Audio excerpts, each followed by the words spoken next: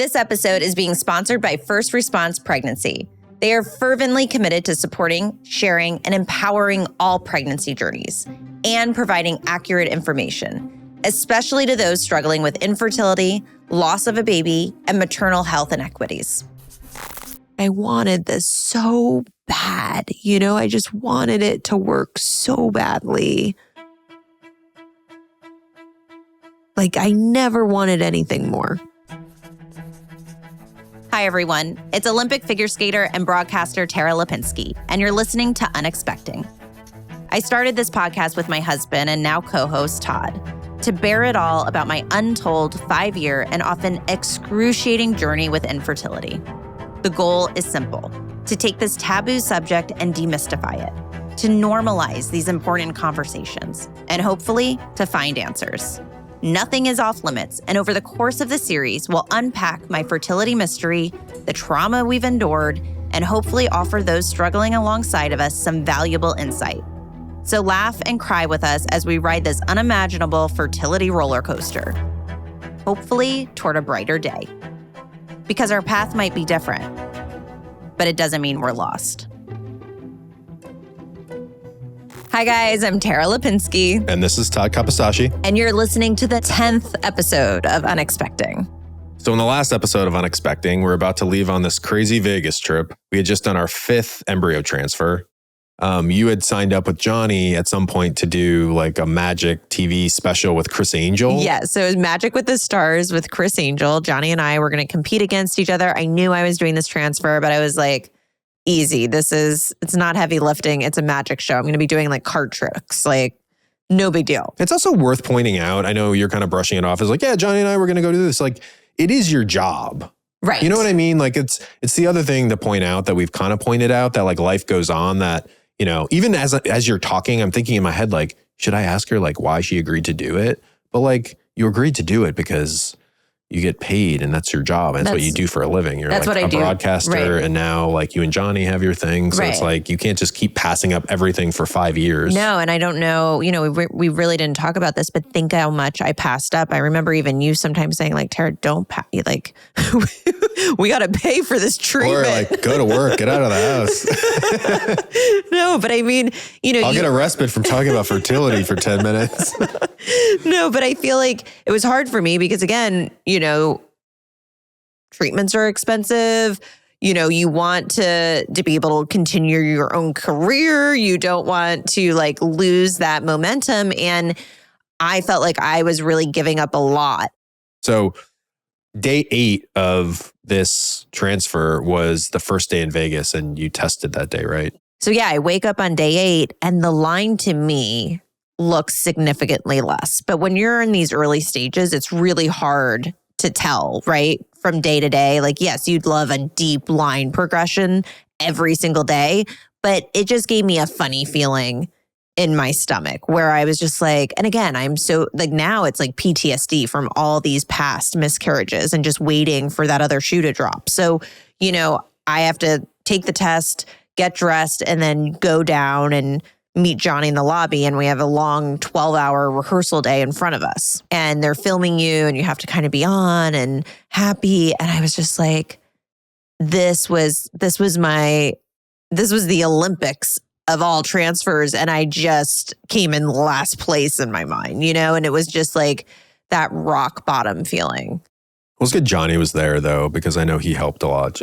He knew what you were going through. He knows your personality. So he helped get you through those rehearsals, yes. I remember. I mean, we've been doing this together for 10 years and we always talk about how we have each other's back. And, it's just this really easy partnership and we're there to kind of catch one when they fall. But this was like the ultimate test and it's a personal thing. And he knows how my mind works. He knows how I tick. He knows what I'm feeling without me saying it. And it was just those like, he didn't even have to say anything because there wasn't time to talk about it. It was like, we're on camera and it was just like the pat on the back, the hand on the back that just like, I knew he was there. He'd throw in the jokes when he could tell that I just like didn't have the energy to do it. And he was like watching me and protecting me, and just having a friend while you're working through a miscarriage is a blessing. And most people don't have that. So twist, I guess, number 1 of the Vegas trip was that we were so pumped and so sure that this pregnancy was going to work because day 4, we see this line and it just feels like the tide's turning for us. But then this like day 8 test was a little bit like, like it feels like we're kind of wandering back into the beta hell zone that we've been in before. But twist 2 is kind of even more crazy because this show, this Chris Angel magic show that you agreed to do, which you thought was going to be pretty simple and illusions, maybe card tricks, didn't really know exactly what it was going to be, kind of changed a little bit, right? Oh my goodness. Yeah. We're like up there on the stage doing rehearsals. And the first one was easy. It was like, I like walked into this thing and just like there was a lock and I just had to like. Don't reveal it. We got to go to there's like a magic house in LA. I don't want to be banned from that. So I was like, okay, this is what I thought, right? And then he's like, okay, for the finale, what we're going to do is we're going to put you in a straitjacket and we are going to hang you upside down on a crane and take you to the top of this big Las Vegas, theater. And then you like 50 feet in the air, upside down, you have to, find your way out of the straitjacket. Are you kidding me? Yeah, I think if they would have pitched you that like a few months ago, you wouldn't have agreed to do it. I don't think. Pregnant. Oh my, never. Potentially. Are you kidding? Never. So like, I'm sure like whatever reaction, because everything was on camera during this rehearsal day, like they couldn't use, because I probably just looked at Johnny and was like, no, I can't do that. First off, I'm terrified of heights. Second, guys, Chris Angel is legit. He's amazing. And these shows are not just like, celebrities just doing like, we'll give you the inside scoop. Like they do a little bit, but this straitjacket was like his real straitjacket. And there's no like magic thing. Like you have to. You're just unhooking it, really. But you're really unhooking it and there's a way to do it, but it's hard. And like, while I was standing up, I couldn't even undo it. I was like, first off, I just said like, I had to tell them. I was like, I'm pregnant. Like it just couldn't happen. The other thing to build the stakes here, and I don't want to get in trouble with Chris Angel, but like, I don't know if you read this, like 2 months after you did the show, like Genuine, the R&B singer who like Pony was his like famous song from you probably loved it in the 2000s. I did. Yes, I love it. He almost died in that same show. Yeah. He drowned almost. I know. But I can't reiterate that these tricks that you're watching, it's an amazing show because I'm not kidding. Like, it's an amazing show. He's like killing off celebrities. What kind of show is that? No, but I mean, you're really learning these tricks that are so difficult. Like I couldn't get over the straitjacket. Like my arms hurt, my shoulders were hurting. I couldn't get out of it. So I had to go and talk to him and the staff and just be like, guys, I'm pregnant. And I'm not going to be able to like go upside down and do this trick. So I will try to just do the straitjacket trick. They can put together a little program I do and make it fun just on my feet, standing up where I just get out of the straitjacket because that is hard enough. Like I couldn't figure it out. It was like 2 hours and he's trying to teach me. I mean, these latches were so difficult.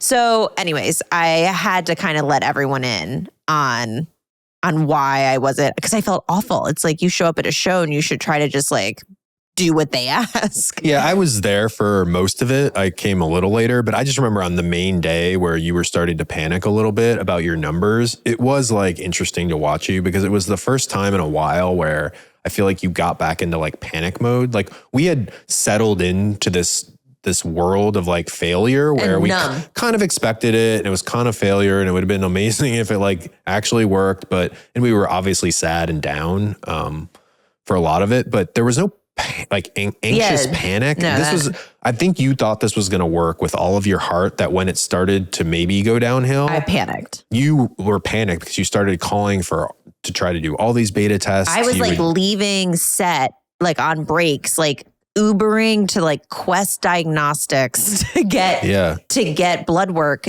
to like get my HCG checked. And then, I was at the point where I really, in my mind, it felt like, like just this fine, thin string that I was like holding on by like, please don't break, because I don't know how to put my brain back together. Yeah. And it's like really hard for me to describe this scene, but like watching you, I wish I could. I have such vivid memories of that trip because I would, when I came, I would like sit, like when you were rehearsing, I would like sit in the theater. It was like a real, just like a theater. So I was sitting there watching you and Johnny and you kind of interacting, and you have like Chris Angel, who's this like massive, like larger than life kind of character. He's a magician. He's teaching you these tricks. And I can see that you are so panicked constantly. And you're then like rushing off the stage and like calling to try to set up, like to get a testing done. And like, it just like, I was watching, like, I know this sounds like corny and weird, but like I was literally, in a theater seat, like watching kind of the hell that you had gone through. And like,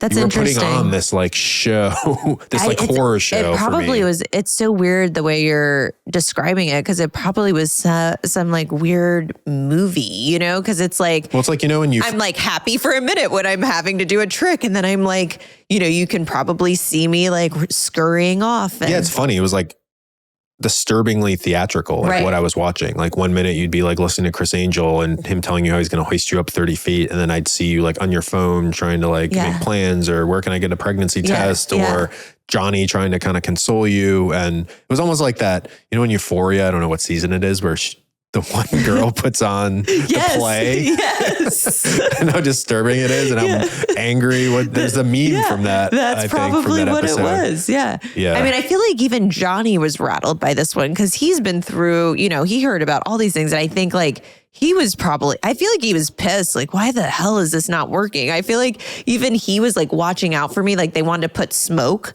down on the floor, and he looked over. I mean, he probably knows that I was thinking like, what chemicals are going to be in that smoke? And he's like, I think and he's over there telling them, no, less smoke for her. Like, I'll do the smoke. Like, easy on the smoke for Lipinski. That's like what he would say. Yeah. But I feel like it was just like, we were all out there in this weird, you're right. We were in this like weird Euphoria play. It was like a bizarro scene. It really was. I remember, this is so funny, but like, I don't know why I'm bringing this up, but like Lance Burton, who's like also this older famous like magician, like during like while I'm watching you, like sidles up next to me. He's like, hey, I'm Lance. I'm like, oh yeah, Lance Burton, like a famous 90s magician, is like chatting with me while I'm watching you and Johnny do these tricks while I know you're like melting down in your own head. So you talked about it, but I do remember, God, probably after the rehearsal or maybe the next day, I don't remember, we got in a cab and went to like a testing center in Las Vegas. Yes. So what were the results of that test? So we did our first HCG test, and it was the highest that we've ever had. So that was like hopeful, but it was still low. And you just were like, damn, just give us a big number where we feel safe. Like you were saying, just to feel like this is going to be a strong, healthy pregnancy. But we didn't know, right? So we're like, okay, this is the best we've ever had, but it's still kind of low. And I just sort of felt like in my gut at that moment, I knew we were going to go into this like beta hell. Yeah. So you take that test, and then obviously you have probably in your suitcase 15 pregnancy tests. And I know you start taking those that day and the next day. And I don't think they were looking good, right? No, they weren't. And it's like they said, like it was the highest number we had, but it wasn't really a number you want. And you want a strong, healthy number, and you want that reassurance. And the numbers have to double every 2 days. And when you're starting low, it makes it a little bit dicey. And people are probably like, oh my God, you're going off of these pregnancy tests. But first off, these pregnancy tests are that accurate. And I can say that through all of my treatments, all of my pregnancy tests, they never failed me. They were exactly what I thought they were going to be. They were the numbers I predicted them to be. When I started to see them go bad or drop, like that's exactly the day that my HCG would drop from my blood results. So it's like, it wasn't like just like, ooh, I had a feeling things weren't going right. Like I could see it. And I knew the next few days when I was testing, I was like, it's freaking it's happening again. It's just happening again in the same goddamn way. Just to finish off this story too, which is really, really, really sad to me, is that like, I don't know, the show taped and it's like in front of a live audience. So there's like 1,000 people in there, and I know what you're going through trying to like answer Chris Angel's questions about his magic trick and, you know, go through this whole thing, and knowing that this is probably not going to be a successful pregnancy. And I know that like you ended up, I don't know what you, I mean, you can explain, you sort of ended up like they kind of, not that they pressured you, but you ended up doing the trick, like actually being hoisted up. Yeah, to be honest, I was like tired of, for 5 years, changing my life, not doing things in my life, and just like giving up things for these pregnancies that never happened. And I remember calling my doctor and saying like, is it okay if I do this trick? Like, even if somehow this pregnancy test turns around. And it was like, yeah, like, you know what I mean? Like, pregnant women don't even know that they're pregnant and they're doing all sorts of things. Like, this is fine.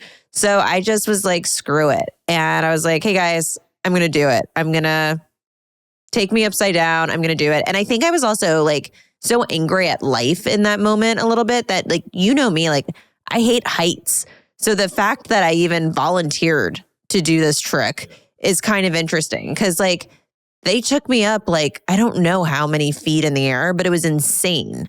And I was like, yeah, I'm going to do the trick. And then you're right. Like the whole show, it just was that, like, it's this like weird, hazy memory I have of just like being a performer. And that's part of what being an athlete and a performer is like, you don't feel your best and you put on a show.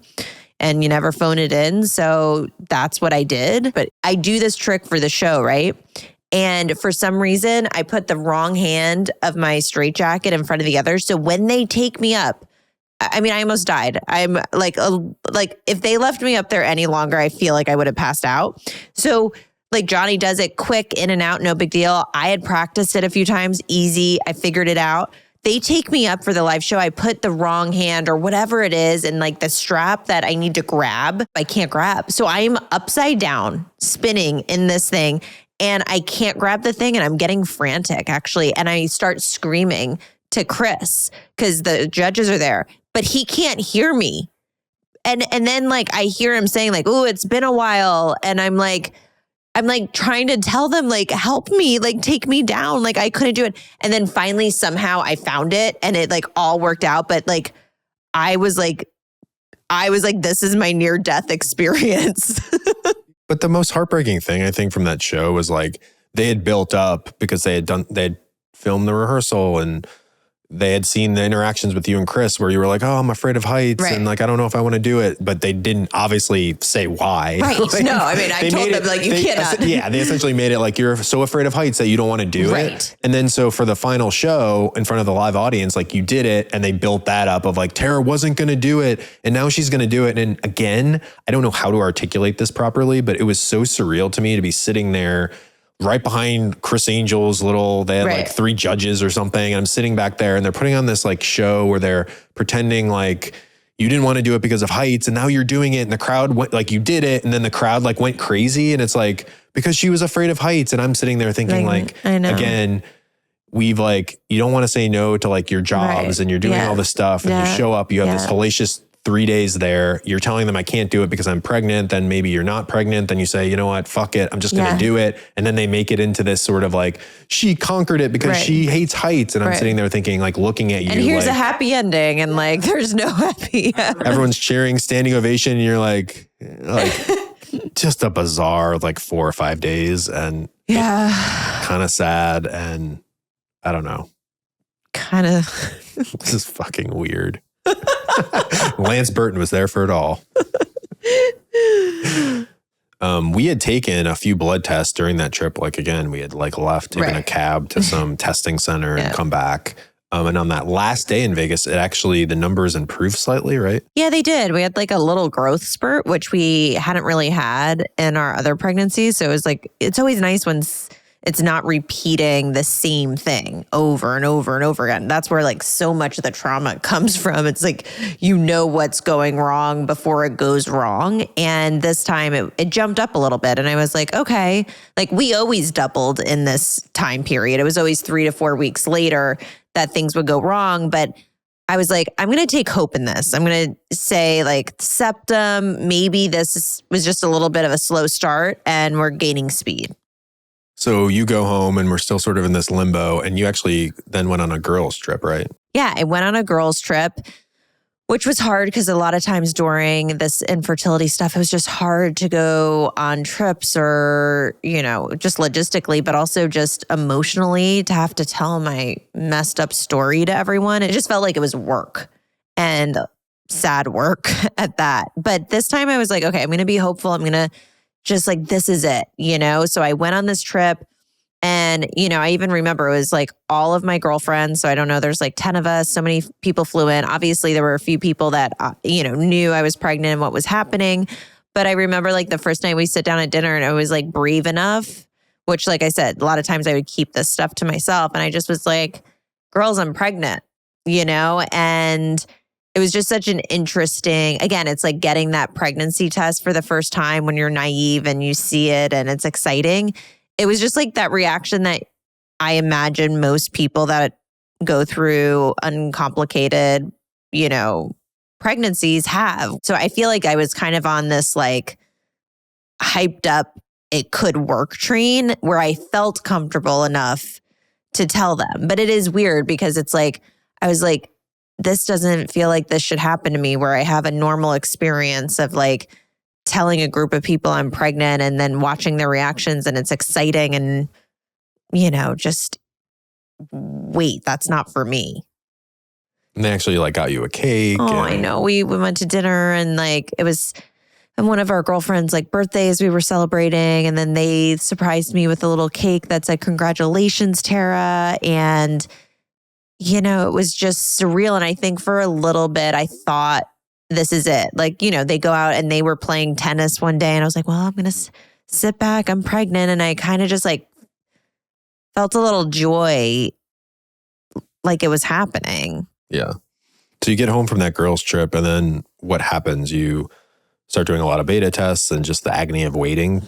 Yeah, it's just then the waiting for the heartbeat test, because that's where things always went wrong for us. So we were doing beta testing and we were doubling. And because the numbers were, a little bit higher, the betas were getting much higher, which was good. The gestational scan went well. And yeah, now it's just what's going to happen. And now a quick word from our sponsors. First Response is fervently committed to supporting, sharing, and empowering all pregnancy journeys and provide accurate information, especially to those struggling with infertility, loss of a baby, and maternal health inequities. First Response knows that when testing for pregnancy, you want to be sure of your result. That's why they created Comfort Check, a pregnancy test kit that helps you test confidently and conveniently. The First Response Comfort Check Pregnancy Test Kit is a value pack containing 8 total tests, 3 First Response Early Result Tests, and 5 First Response Pregnancy Test Strips, allowing women to test early and often for added reassurance. First Response's Early Result Test, included in the Comfort Check Kit, is their #1 best-selling pregnancy test. It detects all major forms of the pregnancy hormone commonly found in urine and is over 99% accurate from the day of your expected period, with results ready to be read in just 3 minutes. The First Response Comfort Check Pregnancy Test Kit is available for purchase in-store and online. Be sure to pick one up today. I wanted to give you more information about ReceptivaDX. I feel very lucky that I was able to take this test and remove some of the mystery out of my own fertility journey. A diagnosis of unexplained infertility is difficult, and miscarriage is traumatic. So I'm thankful there's a test like ReceptivaDX that can provide insight and answers that many people are desperately seeking.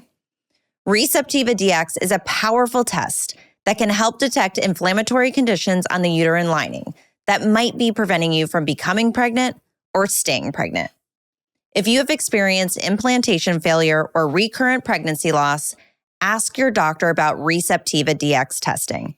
If found, uterine inflammation can be treated, providing a new pathway to achieving a successful pregnancy. Treatment options can improve the chances for a successful live birth 5-fold. To learn more, please visit ReceptivaDX.com or ask your doctor if this test is right for you. So I feel like I'm a broken record, but go into the heartbeat scan and just tell me about that heartbeat scan. So we go into the heartbeat scan and you were with me this time, and Dr. Beck, is searching, like I always say, but I can tell she sees something. And I'm like, because, I'm just watching her. I'm not watching the screen anymore. It's like, just want to see the doctor's face because I'll know it all. And she's like, I feel like I see a flicker. I feel like I see a flicker of a heartbeat. And, just that hope rises in you. But then it's also like the realistic part of me is like, we should be seeing like more than just a flicker, and we should be getting a actual heart rate right now. And it was like so low that she's like, I can't even pick up the heart rate, but come back in a week. And it wasn't like as dire as the last ones, but it also wasn't good news. And I remember like me and you had an awkward moment. Like we didn't really know what to do. Like I feel like people go into these appointments and it's like either like you have these amazing memories of there's the heartbeat and you're filming it and dad and this and, all these like amazing moments that you have, or it's like a devastating thing of I'm sorry, there's no heartbeat. And this was one of those weird ones where I just awkwardly, do you remember this? I feel like I had my they give you the little like gown part at the bottom, and I just like had that around me, and I'm just like kind of standing close for you. And I was just like, all right, can you give me, I need a hug. And I didn't even know, like, are we Yeah, it was awkward because it was like, what conversation are we going to have? Because it's going to be,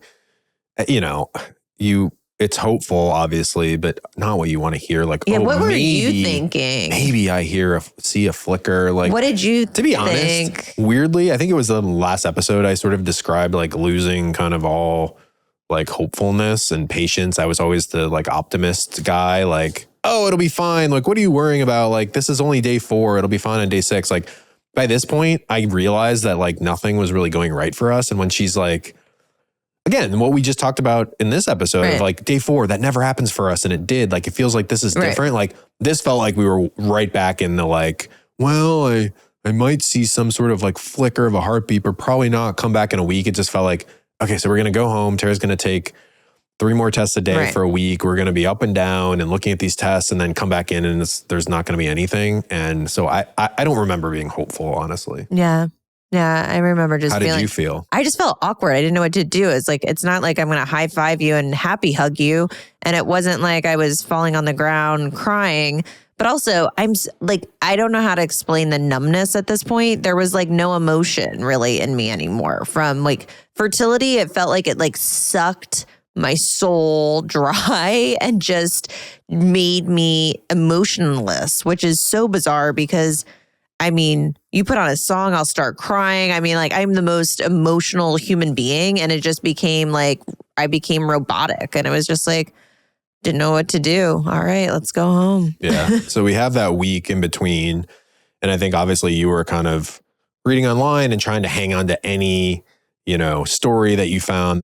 Again, I just think there was so much pressure on this one and high anxiety. And I think everyone in my life felt it. My friends felt it. They were checking in every day. They wanted to see the sticks. And, my mom and I, every single day, like I'd call her. I'd be like, Mom, like, this is what the stick looks like. And she'd be worried. And she'd be like, is it darker? And we'd talk about it and analyze it. And, my dad would be doing, what he does best. I don't know how you describe him, but like, he was like, let me give you a graph and show you that this pregnancy looks stronger. And, it was just like everyone was so desperate for this to work.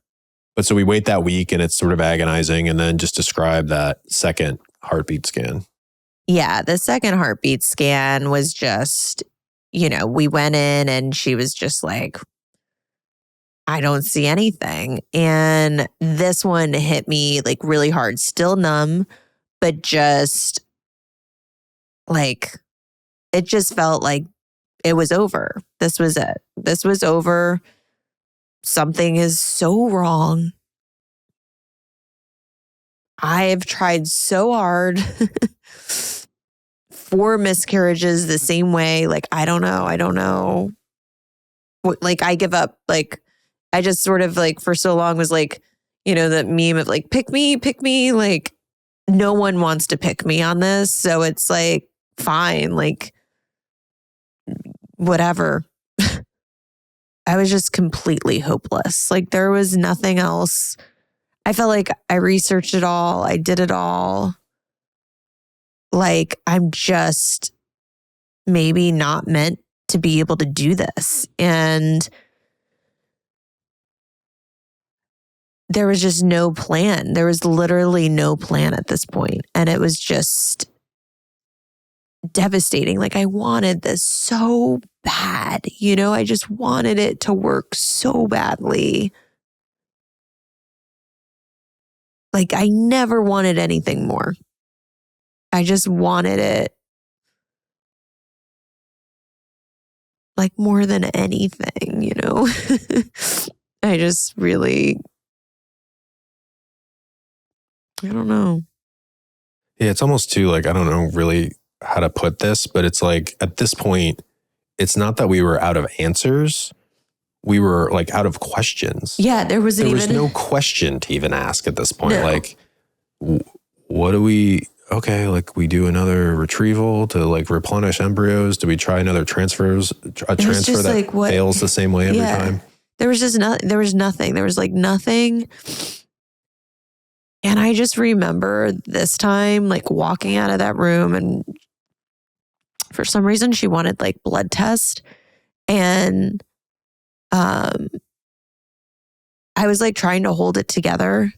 And I went to the lab and I just saw my nurse, Erica, come like running after me. Again, sort of like, you don't see that happening. Like, it's kind of like I would assume a break in protocol. And she was just like so upset. And she just like gave me this big hug, like this big hug. And I just started like, you know, dry heaving, crying, like in the middle of the clinic. And she's just like, let it out. Like, and I just like, it was like just this really beautiful moment, because a lot of times in these clinics, it just feels like, you know, just like a doctor's office. And this was like just a real human moment where I was just like, she knew it. Like, I felt like I almost was like falling in her arms. Like, I just like didn't even have the energy anymore to like go on, like physically, emotionally, mentally, just nothing. I just felt like, I don't know, just kind of dead inside.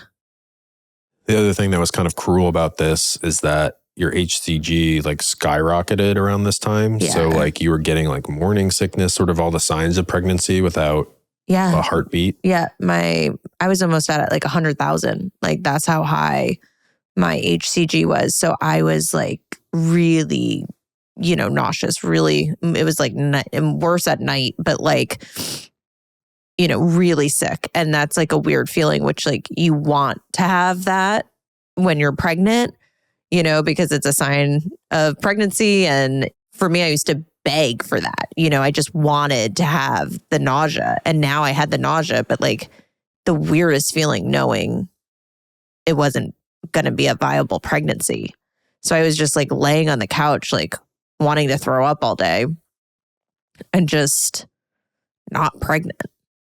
So what was the plan on this pregnancy since it wasn't viable, to have it removed? So I had a planned D&C with Dr. Beck, and the night before I picked up my medicine, and it's a suppository that you use before procedures to sort of soften all the tissue and everything to make it really accessible and easy for the procedure.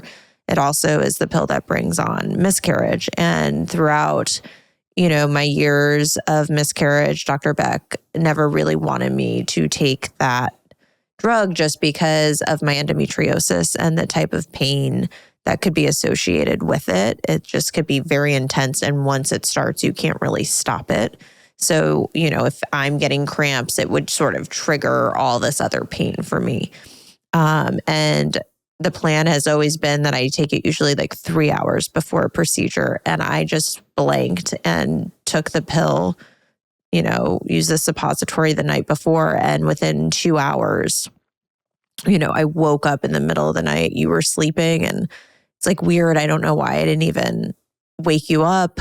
And I just remember just this like torturous cramps and pain. And you're like so sad that it's like this weird feeling where you're like, weird, like, not that you deserve this pain, but it's just like, it's fine. Like, just let this pain be here. And then at moments, it was like, I was kind of scared for what I was going to go through. No one ever really talks about miscarriage like this. I never had I thought that I was about to have a miscarriage at home. And you don't really hear enough of like exactly what's going to happen to your body and what is it going to feel like. It's just like these brief little snippets and you're like, but I'm scared. Like, I don't know what's going to happen next. And you're just kind of waiting. And the cramps came and then the endo pain came and it was like so intense. I was like, oh my God, I tried to take the pill out. Like, it was just like breathtaking. And then all of a sudden I felt, obviously this is also probably triggering for people. So it's like, I want to keep it as,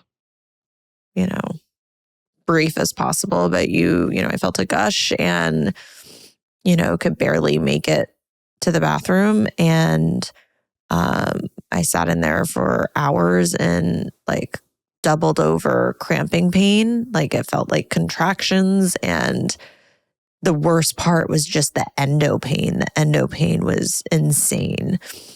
And then yeah, like, I just remember being like, it's so weird I didn't wake you up. And I was just in there, like, just so sad that, like, or just like so tired or sad or just wanting this all to be over. And then, like, just in so much pain on top of it. And then, I felt something pass and, like, I was like, don't look. Like, you can't look at this. And the pain and contractions immediately stopped. And I just remember like just laying there and